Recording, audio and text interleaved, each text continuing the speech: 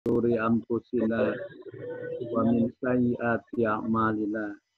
May yahdihillahu fala mudhillalah wa may yudlil fala hadiyalah. Asyhadu an la ilaha illallah wahdahu la syarikalah wa asyhadu anna Muhammadan abduhu wa rasuluh amma ba'du. Dr. Nirono yang mulia dan juga ikhwan yang lainnya, alhamdulillah saya bisa bersilaturahmi lewat ini. Kemudian tentu saja dari pembicaraan tadi pengungkapan tentang virus corona yang telah melanda di berbagai negara. Saya telah menulis buku kecil sikap seorang muslim dalam menghadapi virus corona itu. Bagaimana sikap seorang muslim?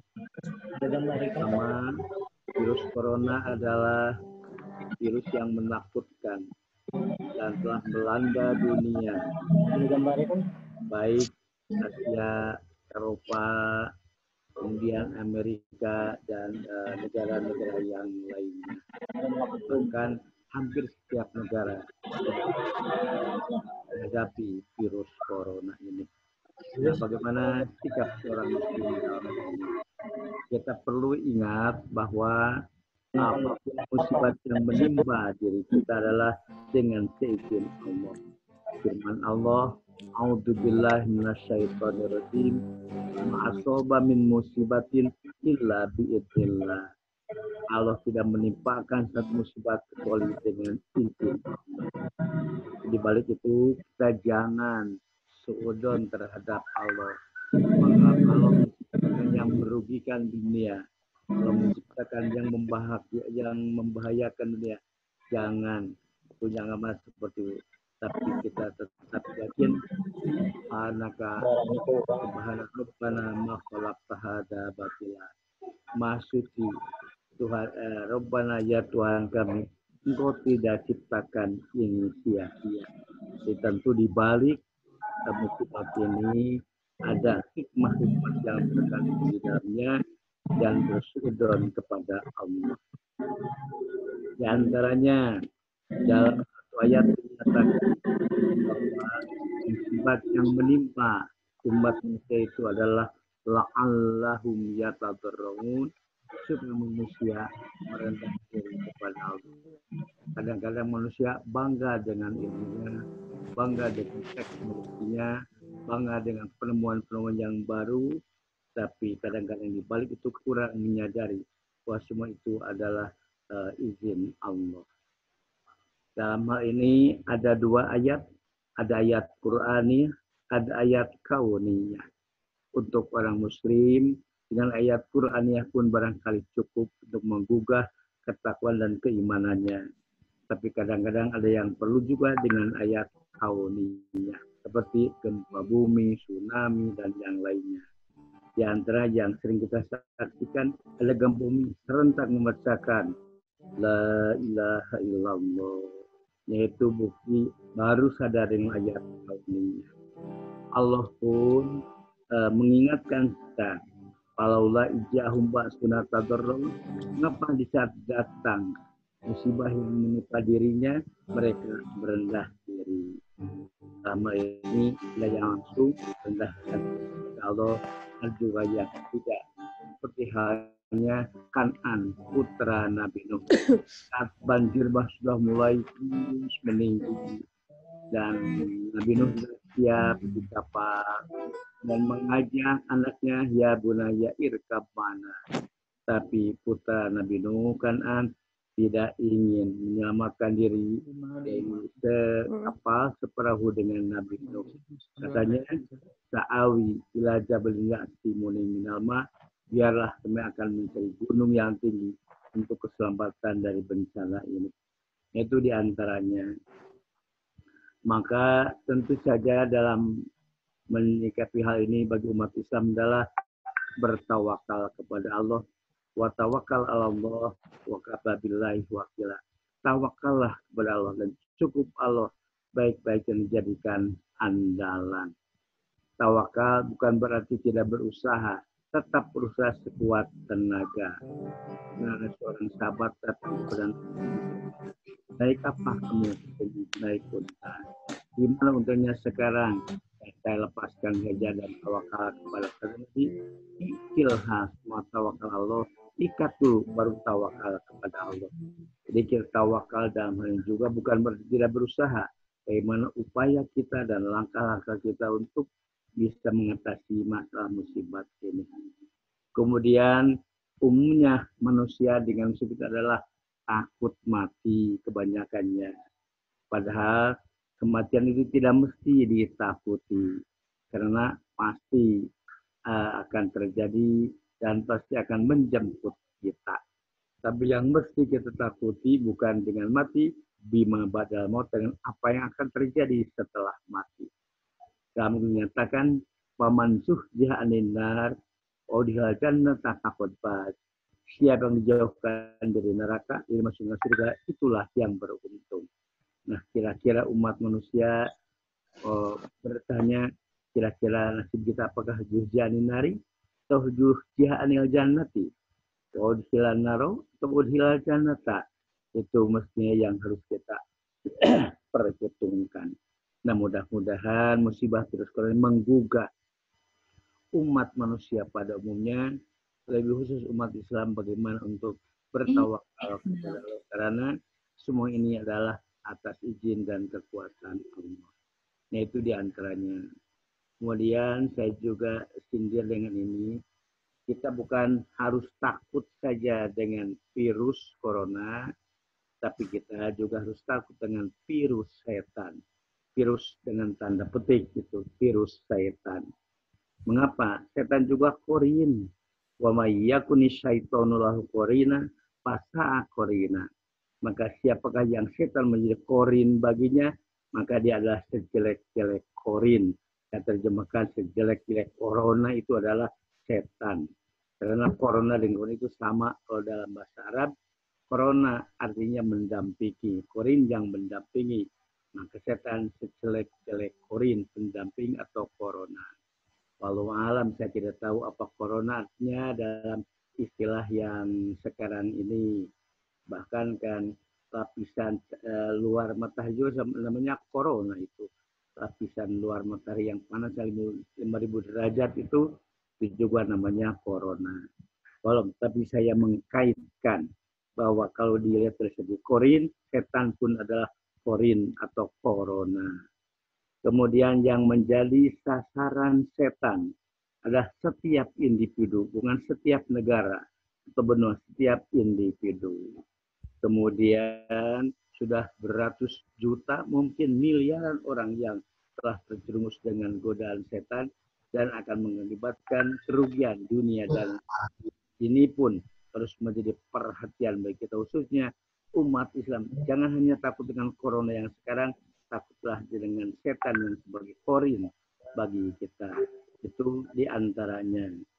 Umpamanya kalau corona, kalau setan tidak bisa dengan tidak bisa dengan masker dan yang lainnya, nah itu juga tetap harus menjadikan perhatian bagi kita. Kita ingat bahwa setan itu dilihat dari sisi kekuatan adalah paling kuat.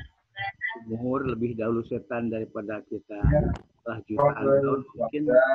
Kemudian indranya setan melihat kita, sedang kita tidak melihat setan. Bayangkan kalau dua sepak bola, yang satu kesebelasan yang buta, yang satu kesebelasan yang melihat. Tentu saja kalau dipertandingkan, yang buta bisa kalah, bisa-bisa 100-0. Atau petinju, yang seorang buta yang sedang melihat, pasti yang buta yang pasti akan kalah. Itulah bahaya dari setan. Amal ini, maka seorang muslim hendaklah bertawakal kepada Allah dan ikhtiar sedapat mungkin yang dapat kita lakukan. Dua, berlindunglah kepada Allah, karena Allah lah sebaik-baik tempat berlindung. Lama halaman 38. Saya kurang setuju dengan sikap mari kita berperang dengan corona. Melawan corona mestinya mari kita berlindung kepada Allah. Kepada Allah yang menciptakan corona ini. Bisa saja Allah mudah saja untuk cabutnya, bisa saja Allah memperpanjang usia corona ini. Tiga, tingkatkanlah kualitas ketakwaan kita kepada Allah dan dalam wujud ibadah spiritual ataupun ibadah sosial. Bersabarlah jika mendapatkan musibah dengan bersabar pasti akan mendapatkan ampunan dari Allah. 5, ingatlah bahwa musibah apapun akan menjadi kiparat terhadap dosa-dosa. Saudara-saudara virus corona adalah nantilah petunjuk yang untuk menjaga kebersihan diri dan lingkungan. Tentang cuci tangan, sebetulnya kami sudah terbiasa dengan cuci tangan karena minimalnya 10 kali cuci tangan setiap hari di luar cuci tangan untuk makan dan setelah makan. Karena di saat mulai berwudu kemudian diberikan untuk cuci tangan sampai perjalanan. Saat itu cuci tangan lagi sampai itu antaranya. Maka kita masih bersyukur yang sempurna ternyata dalam cuci tangan sudah lebih dari 10 kali cuci tangan sehari semalam. Mudah-mudahan amal saudara-saudara kita yang telah menolong, membantu apalagi tenaga medis, atau dokter, bahkan sudah banyak yang meninggal, mudah-mudahan mereka menjadi mati syahid dalam membela hal ini. Kemudian mudah-mudahan Allah segera mencabut ujian yang berat yang menimpa bangsa dan negara kita. Bantulah saudara-saudara kita yang miskin, yang telah kehilangan mata pencahariannya selama dilanda wabah virus corona ini. Alhamdulillah kita bersyukur dan mengucapkan terima kasih kepada pemerintah kita yang begitu sigap dan tegap dalam mengatasi wabah virus corona yang melanda negeri kita ini. Mudah-mudahan diberikan tenaga dan kekuatan. Saya merasa bersyukur dan ada pertemuan yang seperti ini bagi kepada Dr. Hanirodo yang sudah agak lama saja bertemu. Mudah-mudahan dengan pertemuan ini juga ada nilai silaturahminya bagi kami dan bagi asatidz yang lainnya. Demikianlah barangkali sambutan saya tentang apa yang akan dipermasalahkan, didiskusikan itu tentang virus corona. Demikianlah. Wassalamualaikum warahmatullahi wabarakatuh. Waalaikumsalam. Waalaikumsalam warahmatullahi wabarakatuh. Terima kasih Ustadz Zakaria telah menyampaikan sambutannya. Ini kebetulan moderator sudah hadir, Lam-Lam. Iya, sudah Lam-Lam. Ini kebetulan moderatornya ini udah hadir. Kayaknya mandi dulu nih. Ya, kami persilakan Lam-Lam. Ini kebetulan Dr. Sony belum muncul ini. Yang lain mohon ini ada yang belum bisa di mute ya. Tolong di mute semua. Saya di sini cari-cari. Saya sudah hadir dari tadi. Ya. Saya sudah hadir. Oh iya, Dr. Lam-Lam udah hadir ya, silakan. Bukan, saya. Sony. Dokson sudah ada, Dokson. Belah mana ya? Dr. Sony. Itu di atas. Belah mana nggak kelihatan. Nomor berapa? Dokson. Ya, silakan. Oh, Dokson. Dokson pentesan itu. Punten. Ada. Latihannya Dokson. Mangga, ini ke moderator kami persilakan, Dr. Lam-Lam.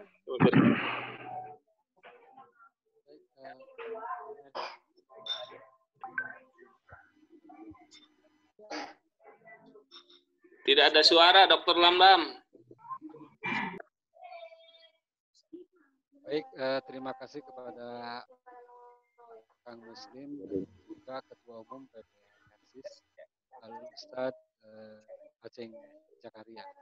Mohon maaf atas keterlambatannya. Penting bagi kita untuk mendiskusikan tentang virus corona ini, karena kalau meminjam istilah Raja Wibowo itu, virus corona ini tidak bisa dipisahkan dari ekonomi. Dalam arti lain, dari virus corona ini berdampak kepada tata perekonomian suatu negara, ekonomi masyarakat, dan seterusnya. Jika saya diizinkan untuk mengembangkan, justru dengan adanya wabah corona ini berdampak kepada aspek sosial, aspek keagamaan, aspek politik, aspek hubungan internasional. Nah, oleh karena itu saya kira penting bagi Dewan Tabir mengangkat isu wabah corona ini, meskipun ini sudah di tengah perjalanan. Tapi tidak mengapa, tidak terlalu terlambat saya kira. Kebetulan ada dua pembicara yang akan kita undang menarasikan virus sesuai perintah Al-Quran, fas'alu ahla dzikri in kuntum la ta'lamun. Jadi jika kita tidak mengetahui tentang virus corona, ya tanyakanlah kepada ahli virus. Nah, kebetulan dua orang ini memang ahli dalam menarasikan tentang virus. Pembicara pertama Dr. Hani Rono. Pembicara kedua sudah tidak asing lagi bagi kita, yaitu Dr. Sony, Magister Kesehatan. Atau familiar dikenal dengan Dok Sony. Saya kira untuk mengefektifkan waktu, saya undang kepada pembicara pertama, yaitu Dr. Hani Rono, untuk menyampaikan poin-poin penting terkait virus corona ini. Saya batasi 10 menit masing-masing pembicara, nanti kita kembangkan lewat dialog. Baik, saya kira langsung kepada Dr. Hani Rono. Waktunya saya silakan. Terima kasih, moderator. Assalamualaikum warahmatullahi wabarakatuh, Kiai Aceng, Kiai Guru, dan Kiai JJ, dan para teman-teman sekalian. Saya diminta untuk bicara tentang virus corona. Virus corona ini apa bedanya dengan virus-virus corona yang lain? Secara umum virusnya sama. Virus itu adalah suatu jasad hidup yang tidak sempurna. Struktur proteinnya terlalu sederhana sehingga dia bahkan tidak bisa hidup sendiri. Jadi kita tidak tahu di alam bebas dia ada di mana, tapi jasad-jasad kecil yang sangat sederhana ini untuk bertahan hidup dia harus menyerang benda-benda yang mungkin bermiliar kali lebih besar. Dia bisa menyerang manusia, bisa menyerang hewan, atau menyerang tumbuh-tumbuhan. Dan kalau dia bisa masuk ke dalam sumber protein itu, maka kita baru lihat, oh ada serangan virus. Jadi dalam keadaan normal kita tidak tahu virus itu di mana. Diperkirakan oleh para ahli, tapi ini hanya hipotesa saja, tidak pasti. Virus-virus itu ada di dasar hutan pada binatang-binatang tertentu, binatang-binatang langka, dan dia hidup damai di situ, di mana binatang-binatang itu bisa bertahan dengan virus-virus itu.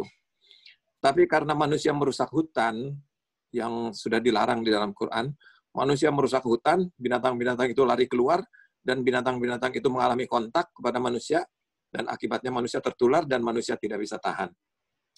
Jadi dia hanya sederhana, kalau kita struktur proteinnya ganda atau DNA, mereka struktur proteinnya hanya RNA, hanya satu utas saja. Sehingga kita di dalam penelitian sering menggunakan virus untuk menggandakan gen DNA. Ya. Jadi semua ini satu keluarga besar antara SARS, MERS, dan sebagainya ini, mereka satu keluarga. Dan satu hal yang harus diperhatikan adalah bahwa tidak ada satupun virus ini yang pernah bisa disembuhkan oleh manusia. Jadi semuanya hilang sendiri oleh Allah. Jadi sampai saat ini MERS tidak ada vaksinnya, tidak ada obatnya. Sampai saat ini Ebola tidak ada vaksin, tidak ada obatnya. Jadi semua itu diberhentikan oleh Allah dan selesai. Kita tidak pernah bisa melakukan sesuatu apapun. Jadi memang betul dikatakan Kiai tadi, kita hanya bertahan bagaimana kita tidak mati di dalam melawan musuh yang tidak kelihatan ini. Berapa lama hidup virus ini? Virus ini hidupnya hanya 20 hari. Dia kalau menyerang tubuh manusia, kemudian dia masuk lewat mata, hidung, dan mulut. Dia masuk lewat mata, hidung, dan mulut. Kemudian dia akan tumbuh di saluran kerongkongan kita. Kalau dia menang, bisa masuk di situ, dia akan memperbanyak sampai jutaan, sampai miliaran. Ketika dia keluar ke dalam sel, maka mulai timbul gejala-gejala seperti flu. Ya, pada waktu itu virus-virus itu akan terlontar keluar dari mulut dan menularkan kepada banyak orang.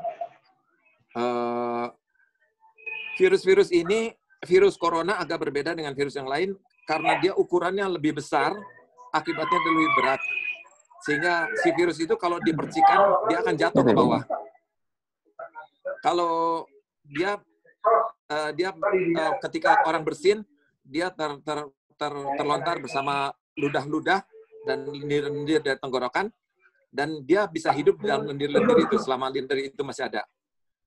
Karena dia berat, dia jatuh hanya sekitar 2 meter di sekeliling kita, dan itu bisa bertahan sampai berhari-hari, sampai berjam-jam. Yang paling timbul sinyalnya. Hilang timbul kayak ya. Hah? Oh gitu. Tuh, parem deh. Kedengaran? Udah jelas. Ya.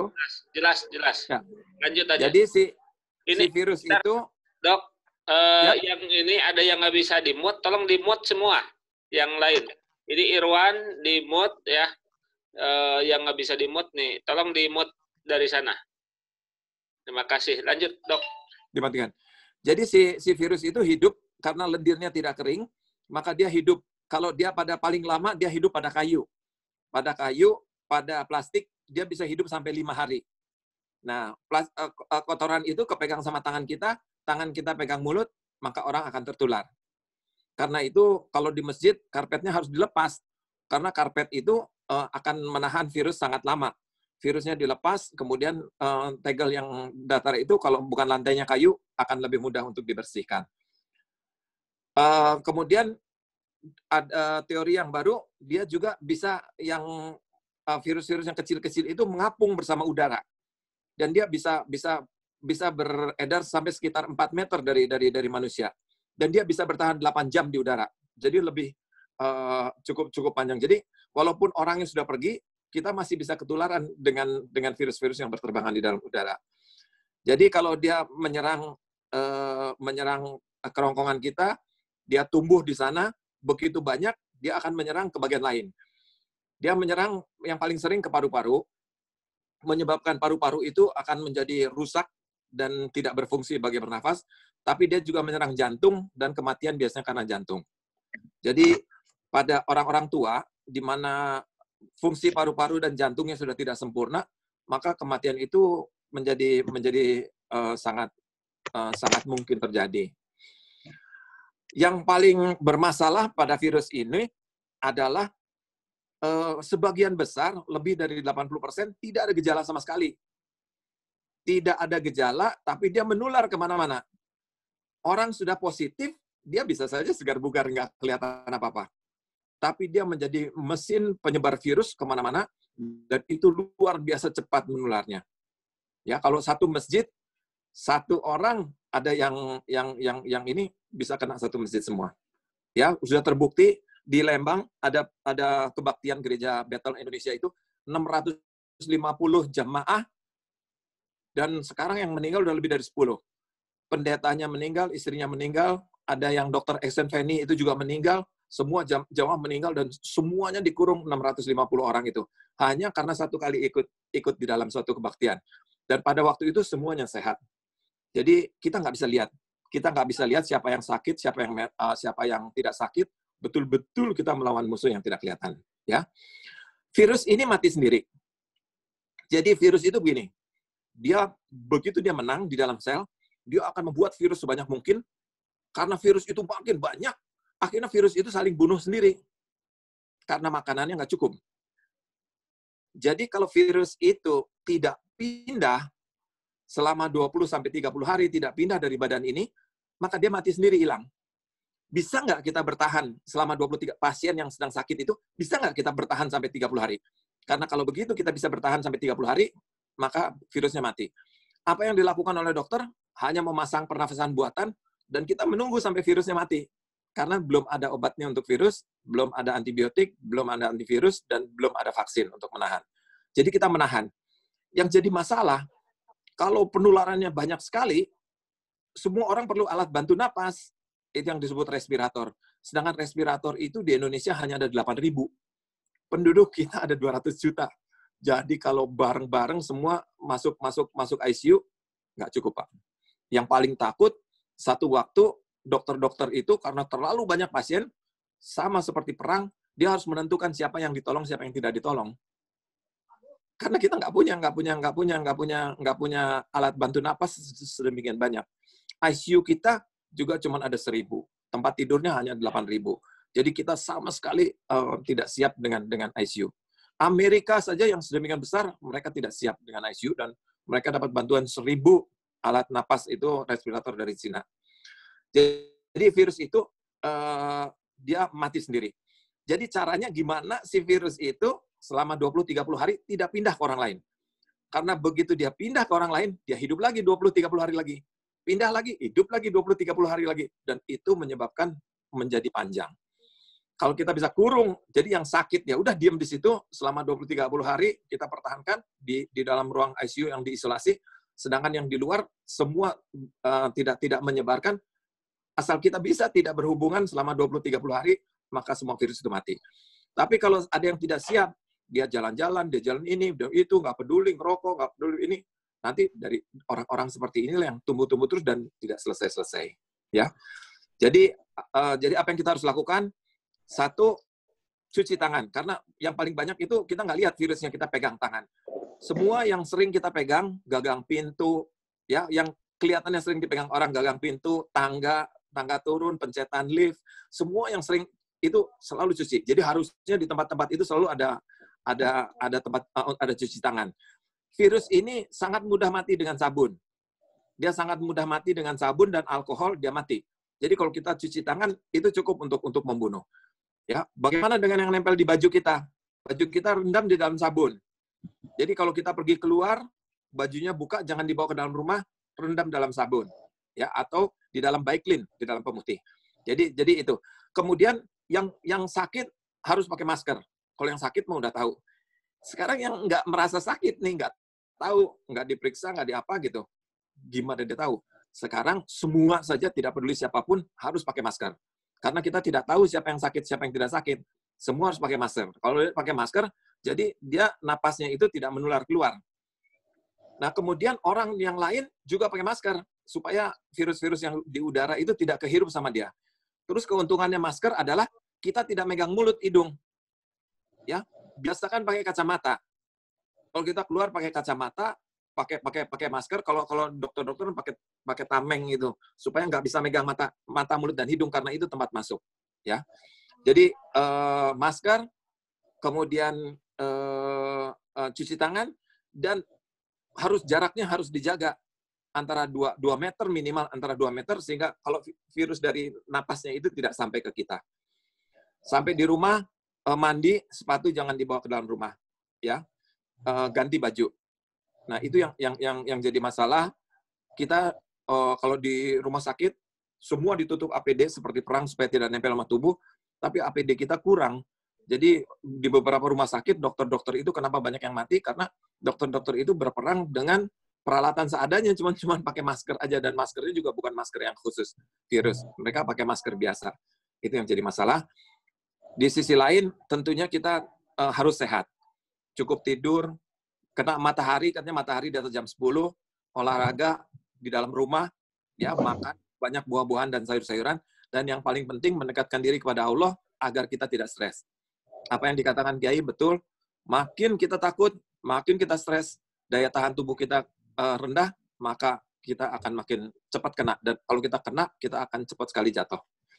Saya akan menjelaskan sedikit mengenai virus-virus yang sudah terjadi pada saat ini. Kita lihat ya, kita tahu bagaimana bedanya virus-virus ini. Virus SARS, SARS itu Severe Acute Respiratory Distress, jadi merusak paru-paru. Virus SARS itu tahun 2002, dia itu menyerang 8.437 orang seluruh dunia. Itu kira-kira di 37 negara, mulainya dari Hong Kong, kemudian ke Cina, dan kematiannya itu kira-kira 800 orang, sekitar 9%. Hampir 10%. Kematiannya cukup tinggi. Kemudian kita tahu MERS, waktu MERS kita juga tidak boleh berangkat haji, kita tidak boleh umroh. Ingat ya, MERS itu Middle East Respiratory Syndrome. Jadi respiratory syndrome atau disebut flu unta. Karena dia muncul dari unta, dia munculnya di Saudi pada tahun 2012, yang meninggal sekitar 2.500 orang. Tadi 8.500 ya, ini sekitar 2.500 orang. Tapi kematiannya sangat tinggi, hampir 1.000. Jadi kira-kira yang matinya tuh 35%. Yang kena 35% yang mati. Itu 27 menyebar ke 27 negara, mulai dari Saudi. Itu terutama di negara-negara Timur Tengah. Kemudian kita ada flu babi. Ya, flu babi H1N1 tahun 2009-2010. Itu luar biasa, yang kena 1,4 miliar. 1,4 miliar manusia yang kena, itu hampir seluruh dunia. Dan dia itu yang matinya hanya 500.000. Jadi hanya 0,2% kematiannya. Ya, tapi menyebar luar biasa sekali. Kemudian ada flu burung tahun 97, yang meninggal, yang kena 860, yang meninggal 454. Jadi separuh meninggal, 50%. Kematiannya sangat tinggi. Itu juga di Cina dan di Asia Tenggara, termasuk di Indonesia. Kemudian ada lagi Ebola. Ebola itu tahun 2014, itu terutama di Afrika Barat. Itu kematiannya sekitar, yang kena sekitar 28.000, yang meninggal 11.000. Juga sangat tinggi, hampir 50%. Bagaimana dengan COVID? COVID ini tahun 2019, mulai di Wuhan, di Cina. Sekarang dia pertumbuhannya sangat cepat dan kematiannya yang kena sekarang sudah lebih dari 2 juta. Kita 1 minggu yang lalu masih 1,5, sekarang sudah 2 juta orang lebih yang kena. Itu yang ketahuan. Belum tentu, kemungkinan bisa 2 kali, 3 kali, atau mungkin 5 kali, 10 kali lebih banyak, karena yang tidak dites nggak tahu bahwa dia sakit nggak sakit, karena bisa saja dia tidak ada keluhan. Kematiannya itu sekitar 125.000. Kematiannya sekitar 125.000. Jadi sebenarnya kematiannya tidak begitu banyak, hanya penyebarannya luar biasa cepat. Ini bisa kelihatan nggak nih?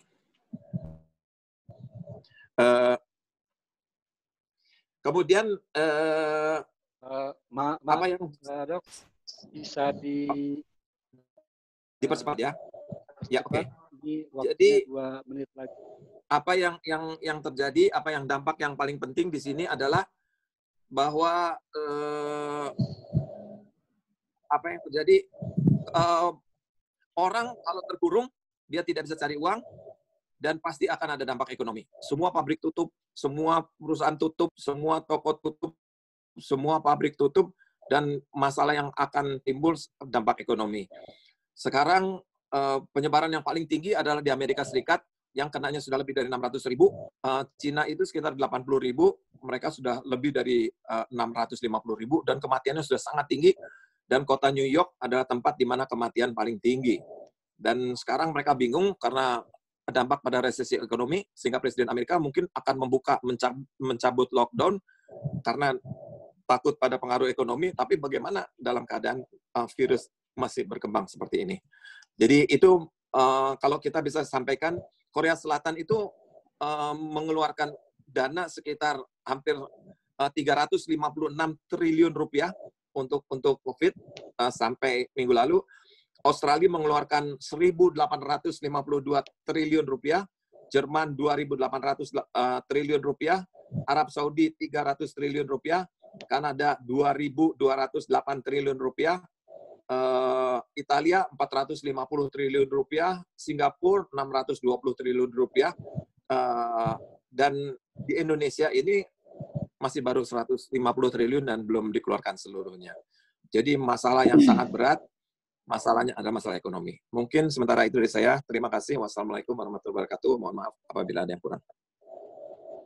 Silakan Pak Moderator. Terima kasih Dr. Hani Rono yang telah menyampaikan begitu luas. Saya kira sebagaimana tadi kita dengar masing-masing bahwa virus ini berawal dari faktor ekologi, berdampak kepada multidimensi. Cara pencegahannya tadi sudah disampaikan. Untuk membandingkan, saya kira kepada Dr. Sony, saya persilakan untuk menyampaikan virus. Saya mohon diingatkan, Dokson, waktunya. Ya. Alhamdulillahillazi binikmatihi tatimmus sholihat. Asyhadu an la ilaha illallah wahdahu la syarikalah wa asyhadu anna Muhammadan abduhu wa rasuluhu amma ba'du. Yang gambar tadi ada nggak? Halo? Yang gambar punya tadi ada nggak yang kayak gitu? Maaf. Lanjut, Dok. Oh.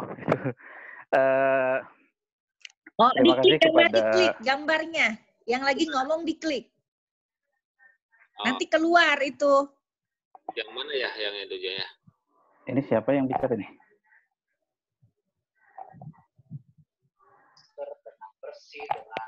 Dokson, dilanjut saja Dokson. Iya, enggak. Tolong ini. Yang lain di mute ya. Tetapi yang positif juga nggak perlu panik karena banyak sekali. Ini recording yang kok muncul. Yang video. Yang video.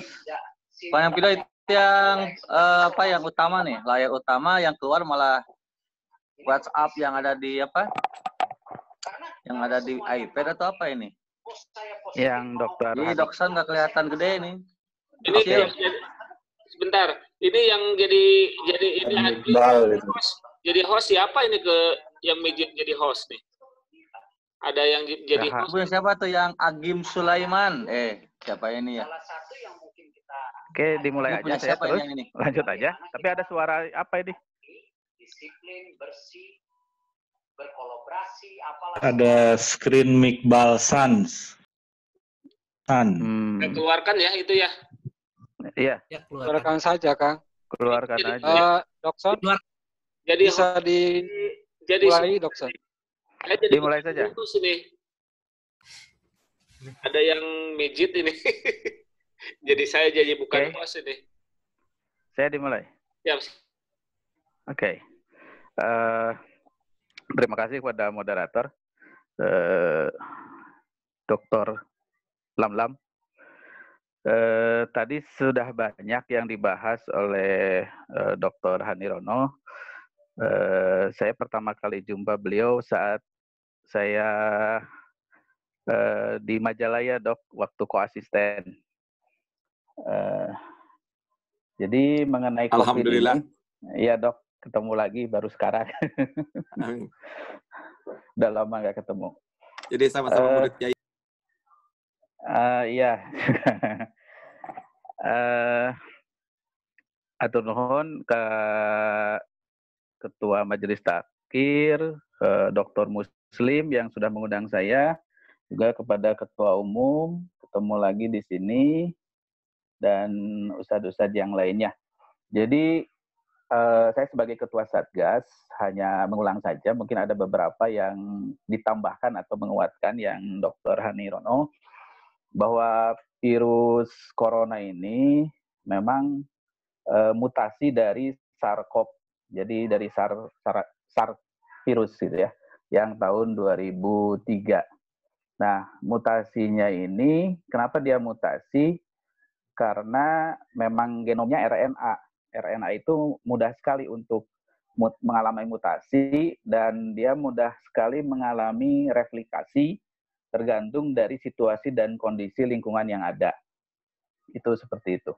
Kemudian sifat dari virus ini juga perubahan mutasinya kan sangat cepat dari awal sampai sekarang. Jadi ada penelitian, kebetulan rekan saya melakukan penelitian, ternyata perubahan mutasinya sangat cepat sekali, mulai dari mutasi asam amino, kemudian sekarang mutasi ke arah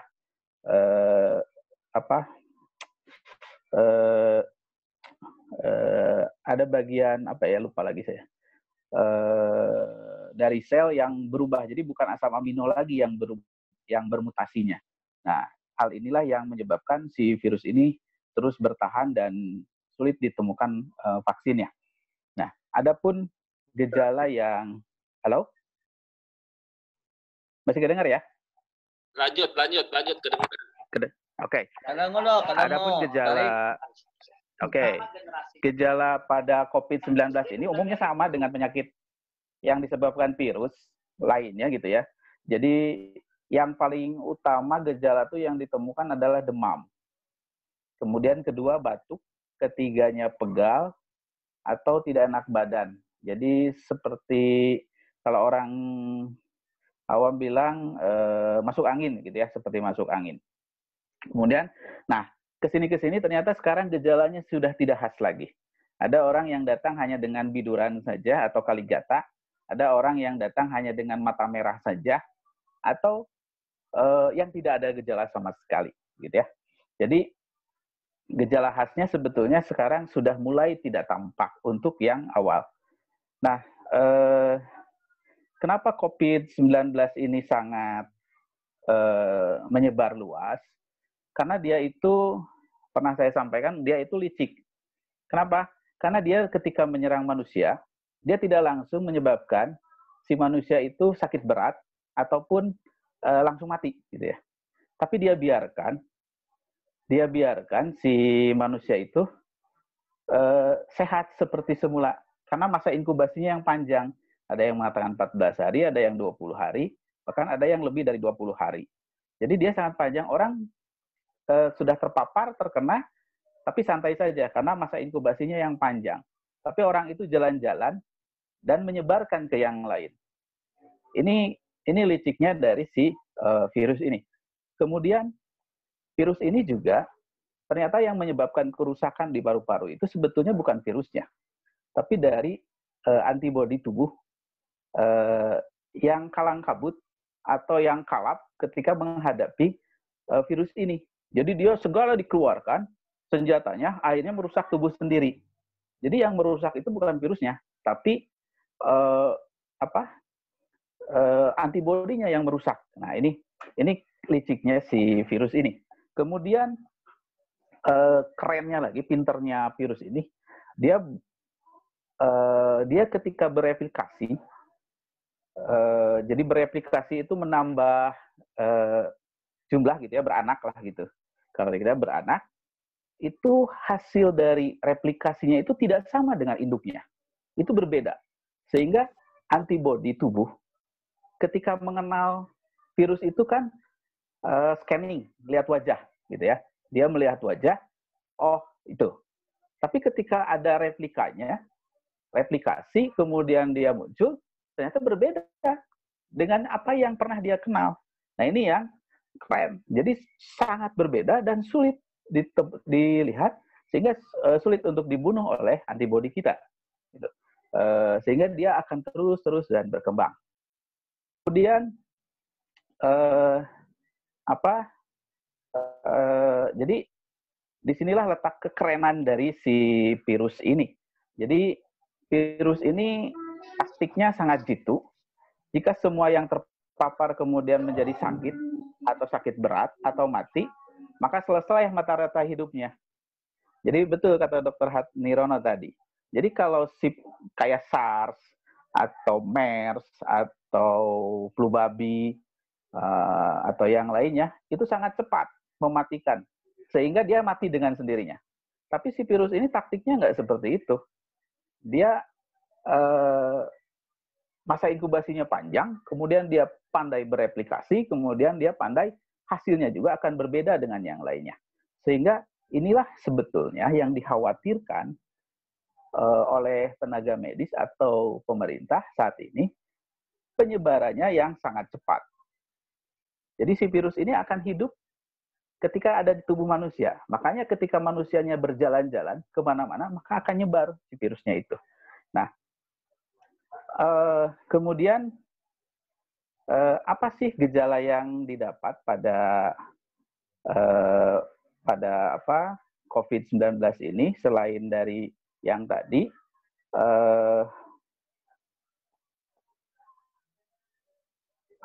Gangguan napas tadi, pneumonia. Nah, pneumonia ini itu buat yang berat dan biasanya yang sudah mempunyai komorbid gitu ya. Dan kenapa mudah bergerak atau mudah menyebar? Karena virus ini disebarkan melalui droplet. Jadi droplet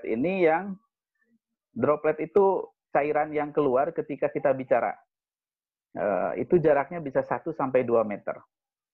Nah, makanya harus pakai masker. Kenapa kita diwajibkan pakai masker? Karena ketika kita bicara keluar droplet.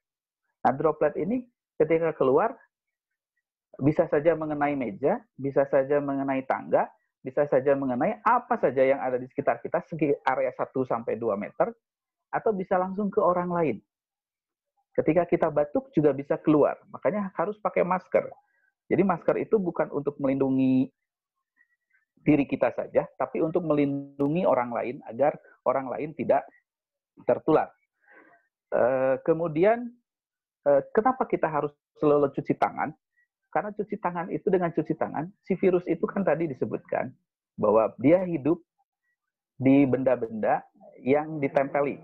Nah, kalau benda mati, kalau yang paling kuat itu di plastik, ya sampai 72 jam. Itu di plastik sangat lama. Nah, sehingga harus cuci tangan. Cuci tangan pakai sabun dengan air mengalir. Jadi cuci tangannya juga bukan cuci tangan biasa, selesai saja sebentar, tapi cuci tangan ada tekniknya, sudah disebarkan mungkin di medsos atau oleh Satgas Persis sudah ada, atau di Germas juga itu sudah ada. Jadi cara cuci tangannya yang 60 detik, ya, 60 detik dengan 7 tahap. Nah, ini yang mencuci tangan kita. Kemudian yang harus kita lakukan adalah social distancing dan physical distancing. Jadi menjaga jarak dan tidak keluar kitanya. Kalau tidak sangat terpaksa. Kenapa? Karena tadi virus ini menyebar, memperbanyak diri ke orang. Ketika orang si A yang misalnya penderita, tidak ketemu dengan orang lain, udah selesai, gitu ya, mati dengan sendirinya virus itu. Dia tidak akan menularkan orang lain. Makanya kenapa virus ini? Kenapa kita disuruh untuk stay at home, gitu ya? Kemudian selain itu juga ini yang lagi rame. Bagaimana dengan kondisi sekarang ini di Jawa Barat terutama di Bandung khususnya? Bandung itu sebetulnya sudah zona merah. Dan sekitarnya juga zona merah. Nah, ada yang disebut zona hijau, zona kuning. Kalau saat pandemi kayaknya zona kuning, zona hijau kayaknya sudah sangat mungkin nggak ada gitu ya, zona hijau. Kalau menurut saya. Kenapa? Karena tidak mungkin orang atau bisa kita jamin bahwa orang yang dari zona hijau itu tidak pernah masuk ke zona merah. Karena kalau ada orang yang sudah masuk zona merah, kemudian dia keluar lagi dari zona merah itu, dia sudah disebut ODP, orang dalam pemantauan. Nah, orang dalam pemantauan itu diduga terpapar, belum tentu dia sakit, tapi dia harus isolasi diri 14 hari. Nah, nanti meningkat jadi PDP, pasien dalam pemantauan, begitu, dalam pengawasan. Nah, ini juga sama, ada yang sakit ringan, sedang, berat. Nah, kok ada yang ringan, sedang, berat? Nah, 80% tadi Dr. Hanirono mengatakan 80% yang terkena corona itu sebetulnya sakitnya ringan. Ringan. Jadi yang terpapar itu belum tentu sakit. Yang sakit itu belum tentu juga berat. Atau belum tentu mati. Jadi yang terkena juga belum tentu mati. Tapi ada yang meninggal. Iya. betul ada yang meninggal gitu. Nah, kemudian apalagi ya, zona itu tadi zona merah, zona hijau, kemudian zona kuning, ada zona oranye gitu ya. Nah, kalau saya menafikan zona-zona itu, kenapa? Mungkin zona-zona itu untuk pemerintah, untuk melihat saja. Tapi kalau bagi kita, tim kesehatan, bahwa itu adalah semua zona merah. Karena tidak mungkin orang dari Kabupaten Bandung atau dari gunung misalnya beli sayuran atau dia memasarkan sayurannya ke kota kan.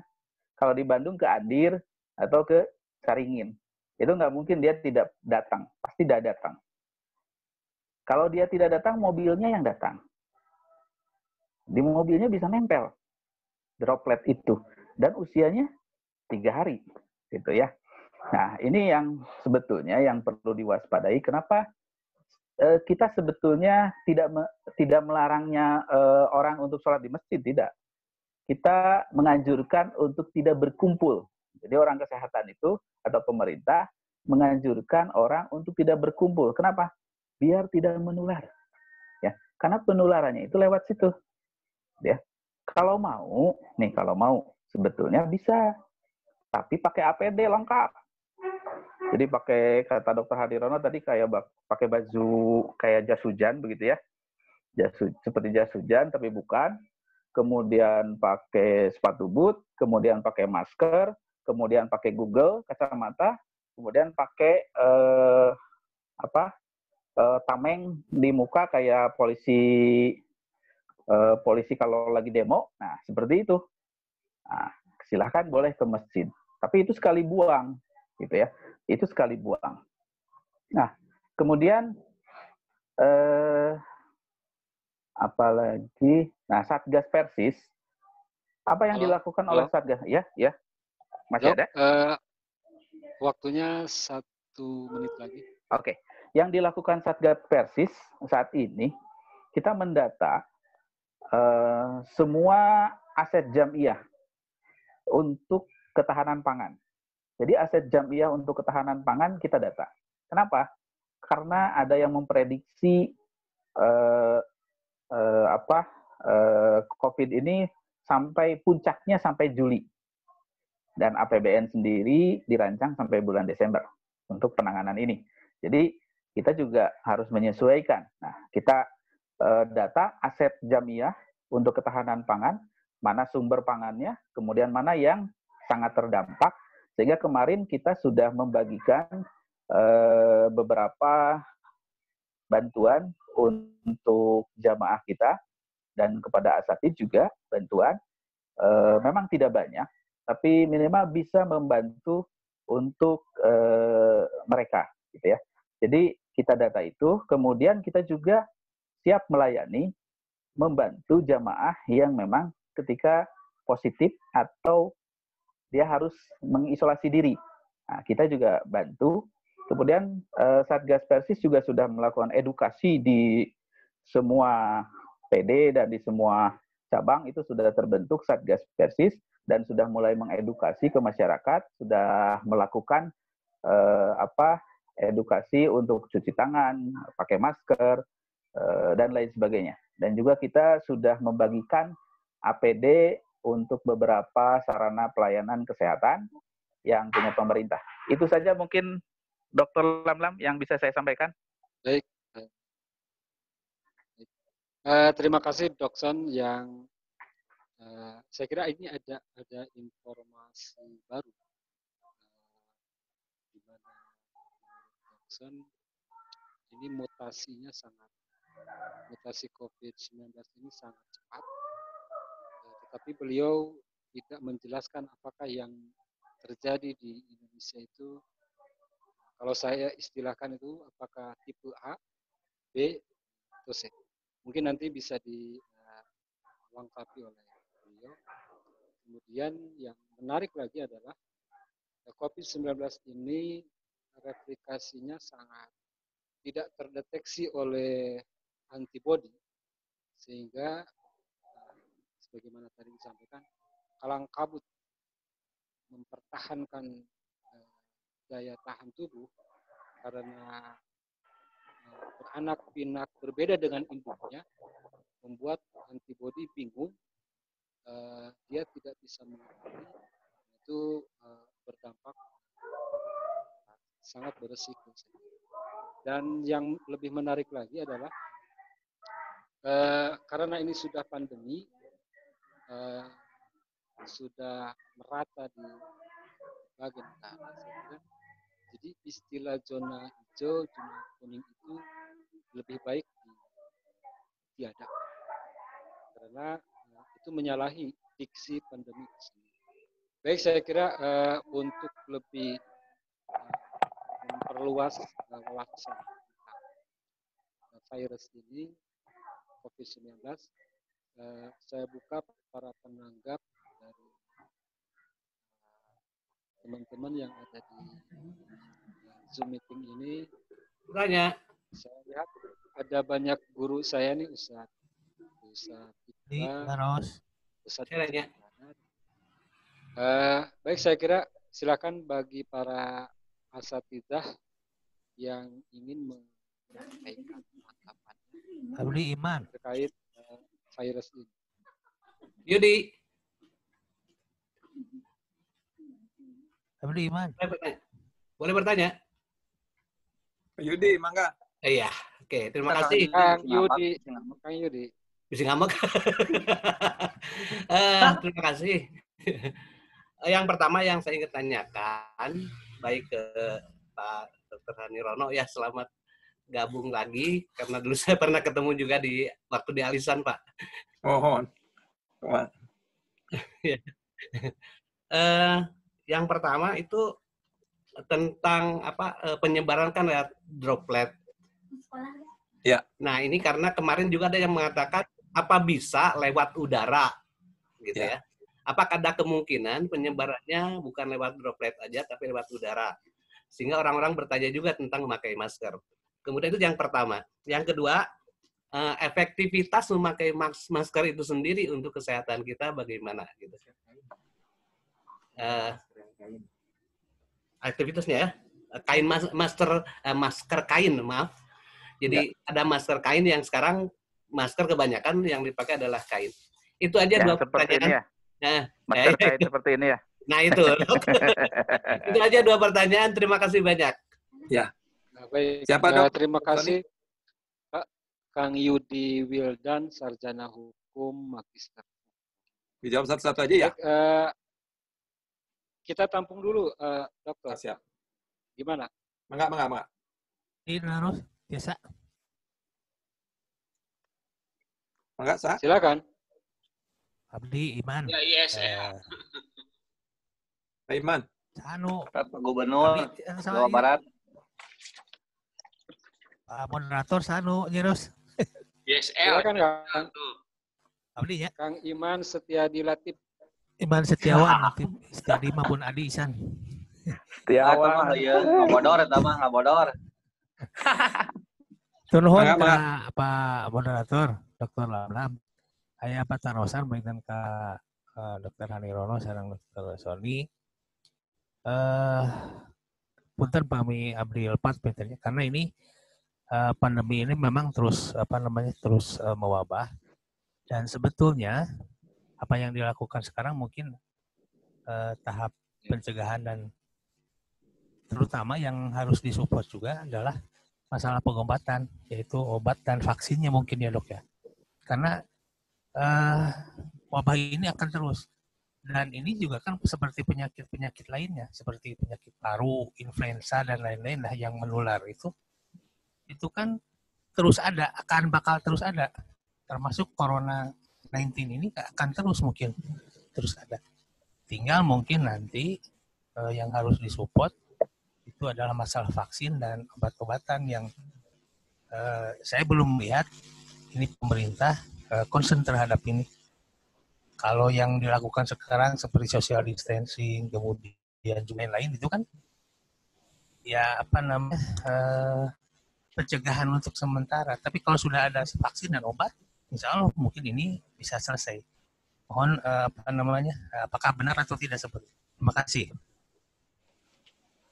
Lanjut. Terima kasih Kang Ihsan. Satu penanggap lagi saya kira. Boleh? Satu. Kang Eka. Kang Saeb. Silakan. Kang Saeb. Ya, terima kasih. Saat lam-lam. Kang Saeb dari Jakarta. Pertama, yang ingin saya tanyakan terkait dengan efektivitas menjemur diri. Di awal sempat beredar bahwa berjemur itu yang bagus katanya di atas jam 10 ke atas. Tiba-tiba kemarin saya dapat share artikel itu justru di bawah jam 10. Itu mohon penjelasan dari dokter yang mana sebenarnya yang bagus dan efektif untuk menangani ini. Itu yang pertama. Kemudian yang kedua terkait dengan beberapa obat yang sekarang marak, termasuk di lingkungan saya sekarang. Dulu beredar jahe, sekarang katanya jahe sudah tidak efektif lagi, diganti dengan temulawak. Temulawak sudah sekarang ditarik lagi. Sekarang sedang marak jus dari daun pepaya. Dipolitisirnya itu daun nih. Iya.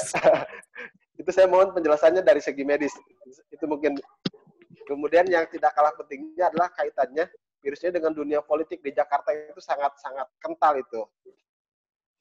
Itu mohon penjelasan terkait ada yang buatan Cina, ada yang buatan Amerika, terjadi perang pembuatan virus. Apakah memang seperti itu di dunia medis terjadi gitu? Itu tukang jahe kayak berpolitik, Kang Saeb. Iya, Sad. Baik, terima kasih Kang. Kang Saeb sudah cukup? Cukup. Terima kasih. Dr. Hani dan Dr. Saya mengulang pertanyaan dari Kang Yudi.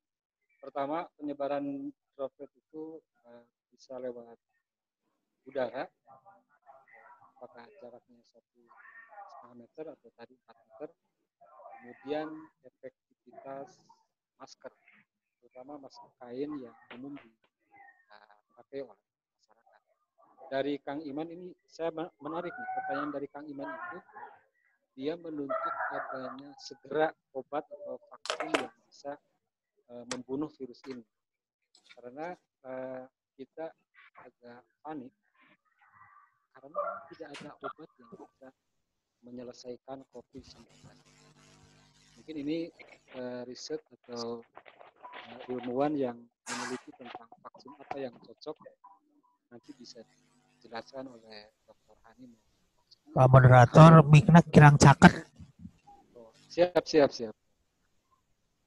Dan dari Kang Saeb, beliau sama dengan saya sih, kebingungan. Ini jemur efektif itu apakah madhab jam 8 sampai 9 atau madhab jam 10 sampai jam 11. Jadi ikhtilaf itu bukan dalam bab fikih saja, bab kesehatan juga ada ikhtilaf Kang Saeb. Kemudian ikhtilaf juga dalam obat jahe, temulawak, jus daun pepaya, dan seterusnya. Dan yang terakhir saya kira, apakah virus COVID-19 ini konspirasi global Amerika atau Cina, atau ini murni dari alam? Silakan saya kira ke Dr. Hani. Saya duluan ya Pak. Mangga, Dok. Ya, jadi Kang Yudi, dulu ingat ya waktu pertama kali muncul selalu diributin yang pakai masker yang sakit aja karena gitu. Iya. Karena pemikirannya itu droplet. Jadi dari ludahnya si pasien nular keluar. Jadi kalau ditutup etika batuk. Kalau kita batuk nggak boleh ditutup pakai tangan. Karena nanti tangan kita kotor, kita megang kemana-mana nih. Jadi kalau kita batuk harus ke baju, nanti bajunya dicuci. Nggak boleh tangan kita jangan kotor karena tangan kita itu kan dipakai untuk separuh kehidupan kita pakai tangan. Ya, jadi tangan itu kita sebaiknya jangan menular. Belakangan WHO kira-kira beberapa minggu terakhir WHO bilang ternyata orang jangankan batuk, orang bicara saja dengan partikel-partikel kecil itu bisa menyebar dan bisa 8 jam di udara. Jadi berubah nih.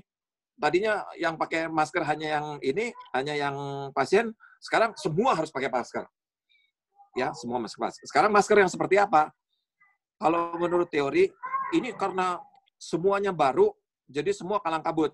Semua bikin teori-teori dan bikin kacau nih, ya. Terus yang saya baca juga belum ada penelitian ilmiahnya, karena satu hal yang beda pada virus ini, dia besar ukurannya.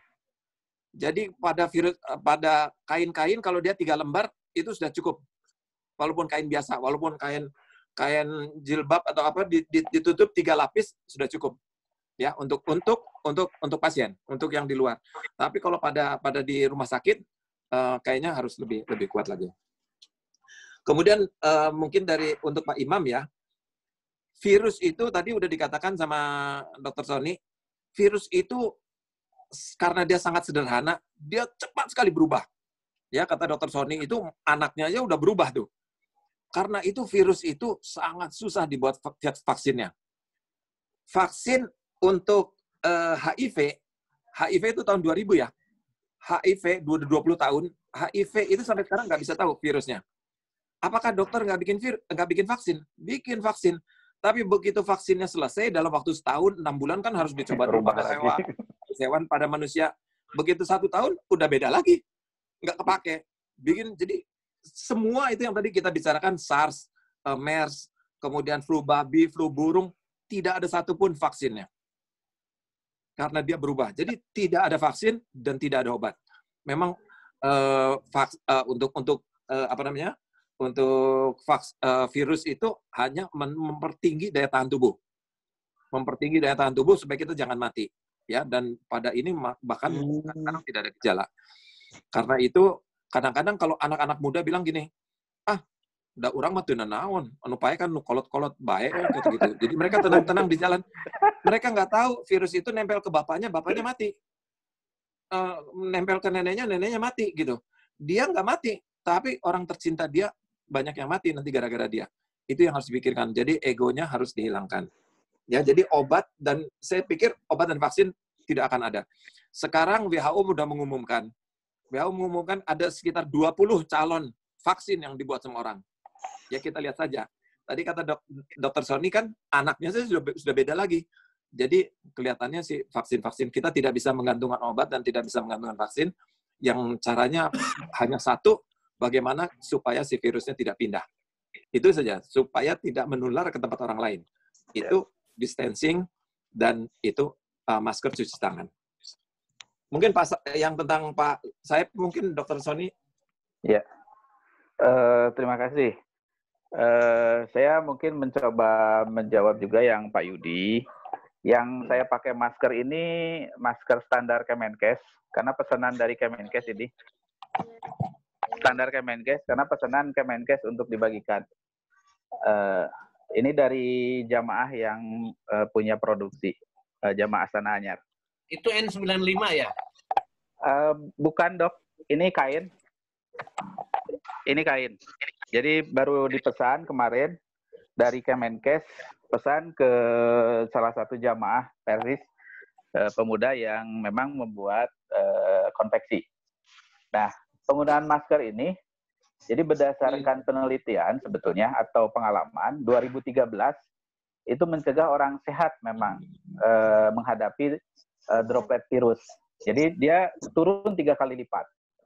Nah, 2017 di Jepang itu menekan angka flu pada anak sekolah dengan memakai masker. Nah, pada pandemi COVID ini, ternyata data kematian itu sangat rendah pada negara yang memakai masker, yang menganjurkan masker, seperti Taiwan, Jepang, Korea Selatan. Itu mereka mewajibkan semua warganya untuk memakai masker.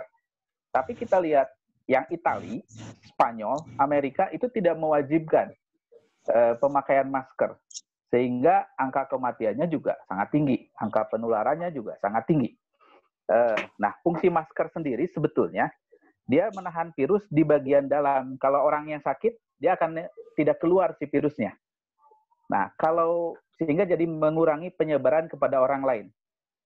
Saya menjaga Anda menjaga saya, gitu ya. Kemudian membantu mengurangi infeksi yang baru, membatasi kontak tangan kita ini. Kebiasaan kita itu selalu ke wajah. ke hidung atau ke mata kucek-kucek. Nah, ini juga kebiasaan yang kalau pakai masker itu sulit dilakukan. Kemudian juga, kapan saatnya memakai masker? Itu saat sakit. Kemudian saat keluar rumah, kalau terpaksa kita keluar rumah, wajib pakai masker, tidak boleh dilepas. Kemudian kalau naik transportasi publik, jika sedang merawat yang sakit, atau ada di keluarga kita yang mempunyai risiko tinggi. Ya, mempunyai risiko tinggi itu berarti orang tua, punten pada orang tua, yang sudah sepuh, Pak Yudi, punten, kemudian orang yang mempunyai komorbid, penyakit penyerta seperti diabetes, hipertensi, stroke, dan lain sebagainya. Ini yang harus pakai masker. Tentu kalau petugas kesehatan yang di rumah sakit itu wajib pakai masker kemana-mana. Nah, adapun yang penelitian yang mengenai bahwa dia bisa lewat udara, airborne, kalau ini tetap droplet sebetulnya kalau yang COVID ini, tapi kalau airborne dia bisa. Tapi ketika ada perlakuan, misalnya orang yang sakit itu dilakukan nebulizer atau diuap. Nah, itu akan keluar sehingga jadi airborne. Atau ketika kita di ruangan ber-AC atau di mobil ber-AC, terus kita tidak pakai masker, batuk, si droplet itu akan masuk ke sirkulasi AC itu dan keluar menjadi airborne. Jadi partikelnya lebih kecil. Atau ketika diintubasi juga dia menjadi airborne. Nah, ini yang kapan dia menjadi bertahan lebih lama di udara? Ketika ada perlakuan khusus. Kemudian pertanyaan Kang Iman, sebetulnya Bio Farma sendiri sudah melakukan penelitian tentang ini. Jadi ketika virus terjadi COVID-19 ini pandemi, itu sudah mulai dilakukan penelitian. Kemudian kami kebetulan saya di institusi pendidikan, ketika penelitian kami juga sekarang dianjurkan untuk diarahkan untuk penelitian mengenai corona, agar ada manfaatnya jelas saat ini. Kemudian, tapi ya itu, karena dia bermutasi dan bereplikasinya sangat keren, jadinya ya sangat sulit untuk ditemukan. Adapun obat yang sekarang itu, antivirus yang sekarang, itu hanya mencegah replikasi. Tidak membunuh, tapi mencegah dia untuk bereplikasi. Ada obat antiinflamasinya, misalnya obat kina untuk antiinflamasinya, dan lain sebagainya. Itu hanya pendukung saja, tapi tidak membunuh si virusnya itu sendiri. Nah, bagaimana dengan obat-obat tradisional, gitu ya? Bukan obat tradisional, tumbuhan-tumbuhan yang diakui atau diklaim sebagai obat corona, gitu ya. Sebetulnya untuk obat itu kan ada tahapan. Jadi penggunaan obat itu ketika dijadikan ke manusia itu ada tahapan, mulai dari tadi Dr. Hadirono sudah menyebutkan, mulai di lab dulu, di laboratorium, kemudian setelah itu baru menuju ke mencit, kemudian ke tikus, ke segala macam, kemudian ke manusia, itu perlu waktu yang sangat panjang dan lama. Jadi intinya sebetulnya pada penyakit virus ini, setiap orang harus menjaga daya tahan tubuhnya. Dengan apa? Dengan makan gizi seimbang. Gizi seimbang itu seperti apa? Gizi seimbang itu berarti karena tubuh kita terdiri dari karbohidrat, lemak, protein, dan vitamin mineral serta air, maka 5 unsur itu harus ada. Jadi setiap makan kita harus ada nasi kalau di kita itu, karena kalau tanpa nasi kita tidak makan. Kemudian harus ada sayuran, harus ada protein, kemudian harus ada protein itu ada protein nabati dan protein hewani. Nabati kalau nggak tahu tempe. Terus minum yang banyak. Nah, minum itu setiap 2 jam kita minum 1 gelas. Itu sebetulnya sudah cukup. Kapan buah-buahan? Buah-buahan diminum setelah 2 jam sebelum makan siang dan 2 jam sebelum makan malam. Sebetulnya dengan makan seperti itu saja sudah cukup. Dan kita tahu di masakan kita itu kaya dengan rempah. kita masak ayam goreng saja, di situ sudah ada kunyit, ada apa lagi, salam, sereh, kemudian wah banyak sekali. Belum dimasakkan yang lain. Jadi sebetulnya dengan gizi makan kita yang seimbang, insya Allah daya tahan tubuh kita turun. Daya tahan tubuh kita naik. Itu saja mungkin yang bisa saya jawab. Begitu, Pak Lamlam? Ya. Jadi kalau yang tadi mungkin saya sedikit tambahkan yang punya yang pertanyaan Pak Saib tadi. Jadi memang katanya apapun makanan-makanan yang bikin panas itu menyebabkan pertumbuhan virusnya menjadi melambat. Jadi kalau jahe gitu ya. Tapi kalau daun pepaya nggak ada hubungan kali. Kalau jahe mungkin jahe kan panas ya, sereh panas gitu ya. Jadi mungkin tapi kali ini. Terus kemudian mengenai matahari, yang penting badan kita panas. Termasuk kita berolahraga juga supaya badannya panas. Ya, jadi kalau badan kita tidak bergerak, badannya dingin, maka virus itu lebih cepat tumbuh. Katakan kalau di atas jam 10. Halo? Kemudian yang sebenarnya bilang, olahraga jenis apa, Dok? Apakah lari atau olahraga di rumah aja? Olahraga khusus enggak?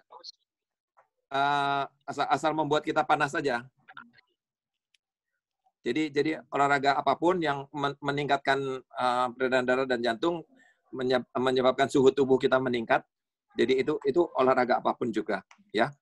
Bahkan ada satu penelitian yang sangat menarik, saya baru lihat dari seorang profesor di Amerika, dia bilang ini, salah satu cara untuk meningkatkan daya tahan tubuh, imunitas, ya, adalah jinjit, ya, jinjit, kemudian menggerakkan tangan pelan-pelan, dan jongkok berdiri tanpa pakai tangan, Pak.